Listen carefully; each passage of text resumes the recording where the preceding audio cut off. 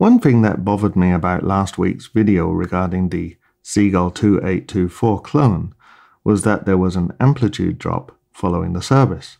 I mean, don't get me wrong, it was certainly within tolerance in order to sustain a healthy rate.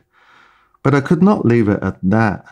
The whole point of the video was to see what one of the most respected of the Chinese movement manufacturers can put together and whether they can hold up to their Swiss counterparts. Now, I would expect an ETA 2824 to hold between 270 and 300 degrees of amplitude, depending on its position. Now, the Seagull, being factory fresh, was somewhat below this, although still respectable, especially considering the lower cost. But admittedly, it was even lower after the service, even though it was only by a very small amount. But the rate was fantastic. The amplitude, however, was lower than I would have liked, and I did mention this in the video.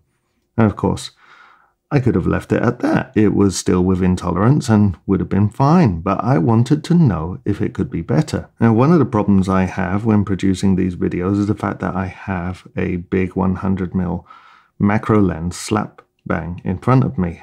I have learned to work with it in place, but it's still not ideal. I cannot work with microscopes, and I do prefer to use an eyeglass, and so it does make it a challenge with the camera in the way. And so most of the time, I'm doing this without any optical magnification at all.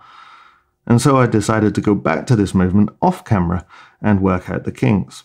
I removed the balance end stones and re-cleaned and lubricated those.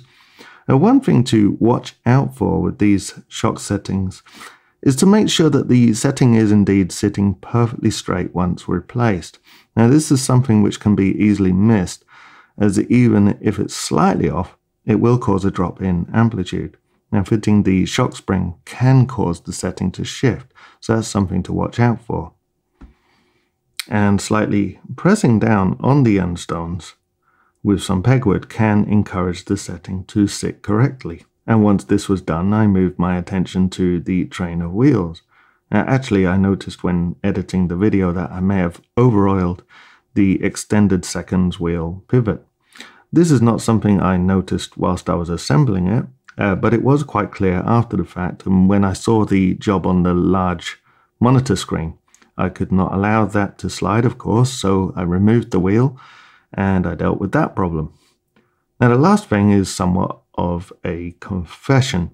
The act of lubricating the pallet stones allows the lubrication to spread around the escape wheel teeth.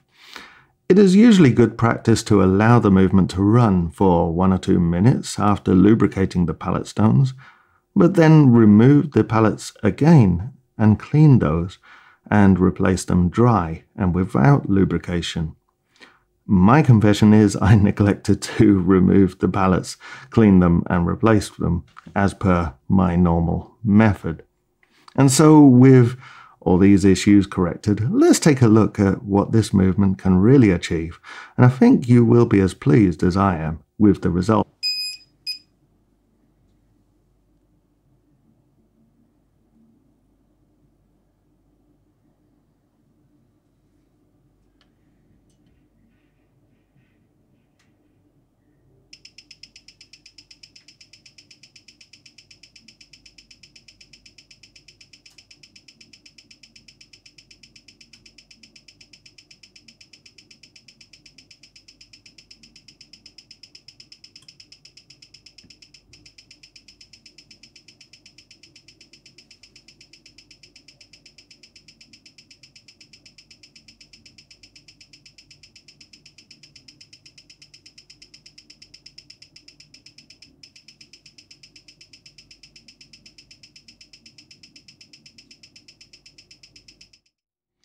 So, as you can see, a little bit of work, and in fact it was only about 10 minutes or so, and the results are even better.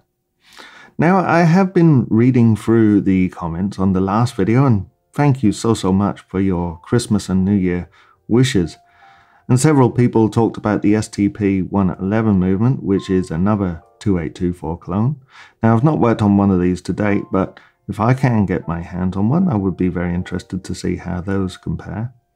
I also noticed that many of you posted on how much these videos have inspired you to pick up watch repair as an interest, and frankly, that's brilliant news. That's the reason I do this. I've never claimed to be the best watch repairer, actually far from it, but my intention with these videos is to simply pass on what knowledge I have and hopefully inspire people into this trade and help to contribute towards keeping this craft alive. So thank you so much for your support. The goal this year is to reach that 100,000 subscriber target, and we are heading in that direction. That in itself is absolute proof that the horology trade is not dead. So if you are not yet subscribed, you can easily do so by clicking the subscribe button below this video, and if you click the bell which appears next to the button, you will be informed when I publish new content. It's free to do this, and it really does help the channel, especially if you like and comment and share the videos as well. Okay, in the last video I promised that 2 very lucky people will be offered a chance to win an enrollment on levels 1, 2 and 3 of my watch repair course. I have developed the course in order to provide a structured approach to learning watch repair from the absolute ground up, covering the tools required, the parts which make up the movement, and how they interact with each other, as well as servicing a basic mechanical watch movement and how to approach fault finding. This is all covered in levels 1, 2 and 3, but I'm also working on the next level, which will go into detail regarding watch complications such as calendar, automatic and chronograph mechanisms. I can announce that the 2 lucky winners are the YouTube users Fruit Jack Nix and Joseph Smith. So kindly reach out to me via the comments below and I'll get you all set up. So as always, thanks for watching, have a fantastic 2019, and I'll see you in the next video.